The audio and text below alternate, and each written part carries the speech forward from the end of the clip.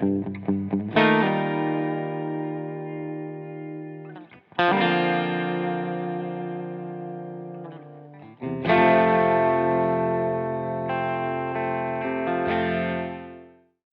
and welcome back. In this one we're going to be looking at a tune from Brad, Stone Gossard's little side project. Now the star of this really is the piano, so I'm going to show you how to play the piano. And the chord voicings are very specific because they're pretty much the same chord voicings that you'll hear in Prince's Purple Rain, which we learned a couple of days ago, which if you haven't, go check that out.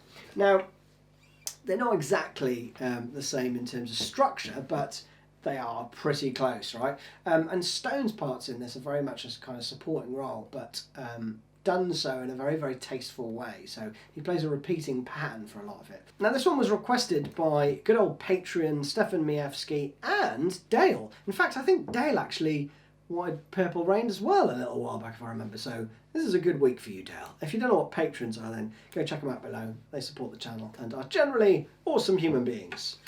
Let's crack on, shall we? So the verse chords, which the piano plays, go like this.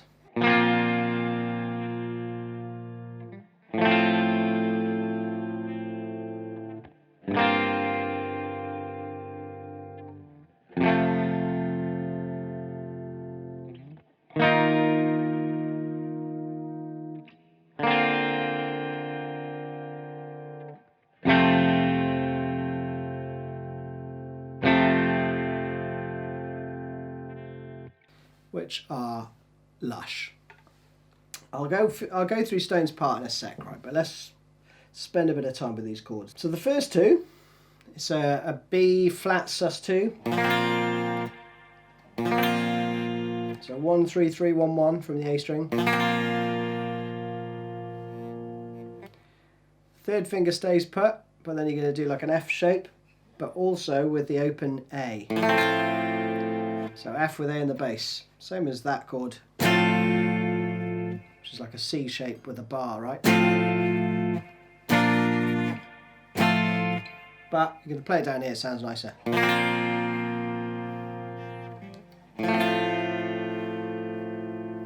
these are all 4 beats each. Then you've got this lovely Prince chord.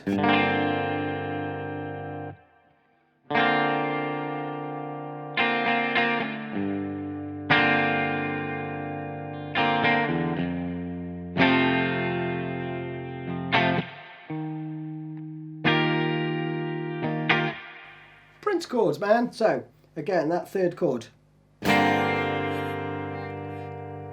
to an F,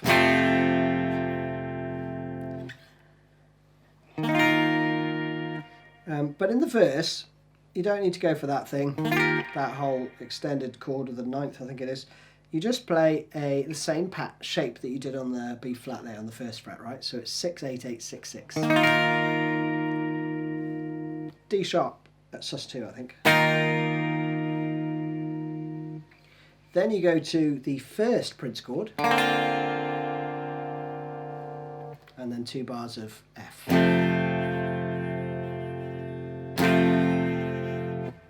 So nice, isn't it? That is a lovely chord progression. Let's go through it again slowly, okay? 2 3 4.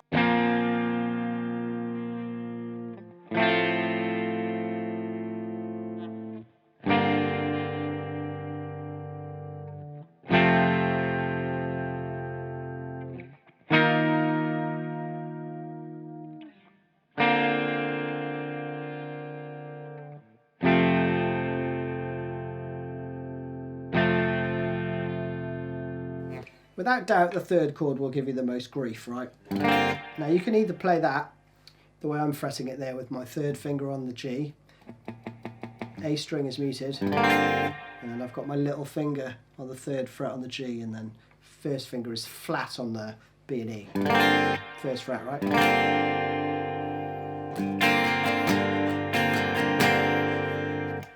And then to the F. F's pretty straightforward.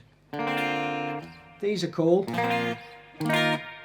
Shouldn't have a problem with those. So I think that is going to be the trickiest bit, right?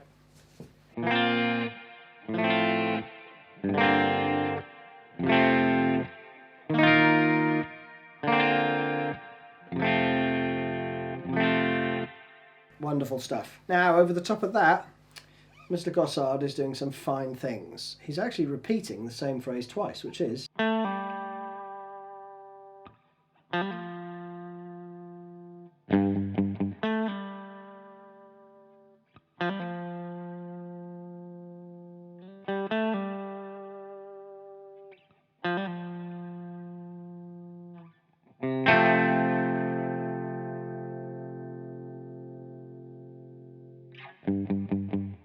and then round again.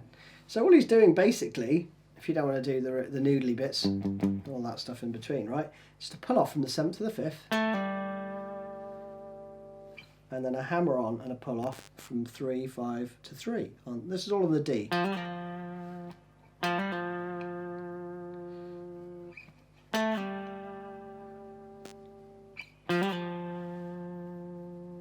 You could just play that if you want to simplify it. But if you want warts and all, you're going to play...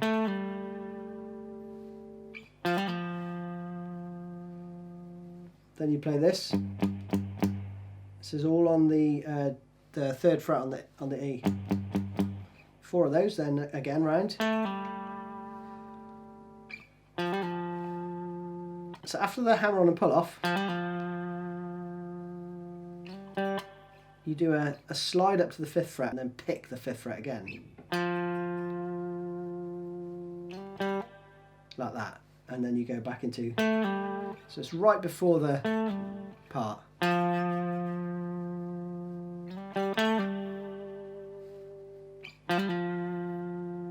then I think he just plays part of the F chord there.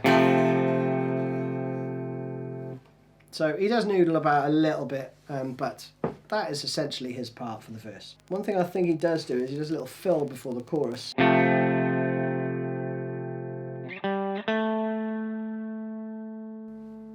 And then into the chorus, right? So that is just...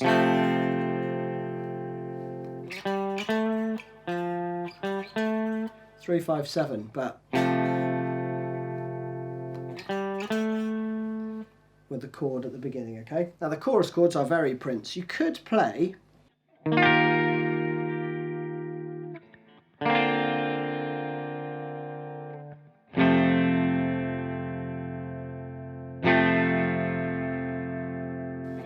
which is a D sharp, that D chord, and then 2 Fs.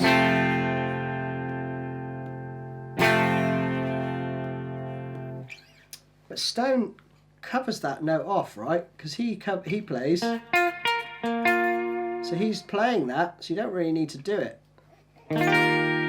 But if you're playing this solo on a guitar, you should play that chord, right? It's worth the pain. You could play it here. Oops.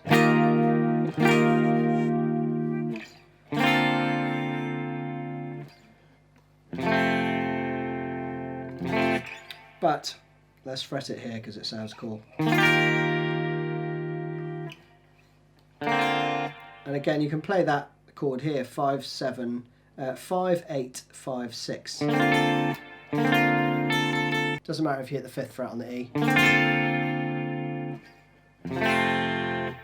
So there's a couple of options there. I mean, I would play that.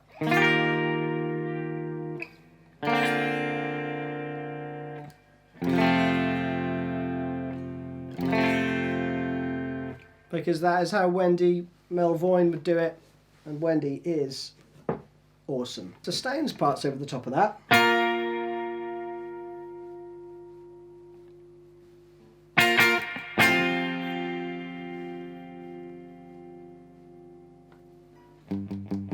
And then back into that, right? So he plays basically a power chord. 8th fret on the D string, 8, 10, 11. I'm actually covering all the notes there. I'm flattening my first finger there. So you could, if you play the 8th fret on the E, doesn't matter, but he doesn't. I'm muting that with my little finger there.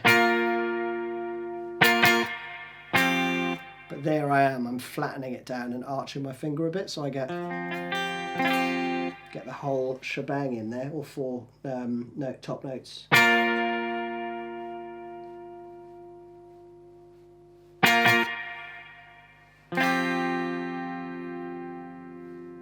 then down for that F chord, right? That's the 3rd fret on the D.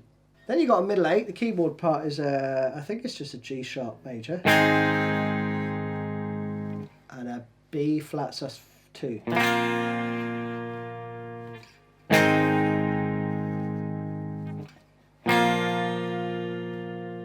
Over the top, Stone's just playing this.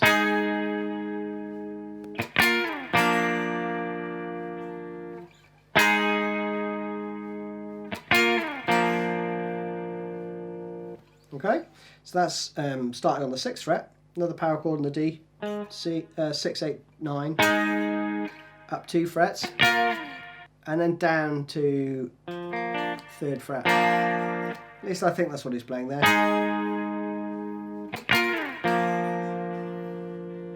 While the keyboard part is playing.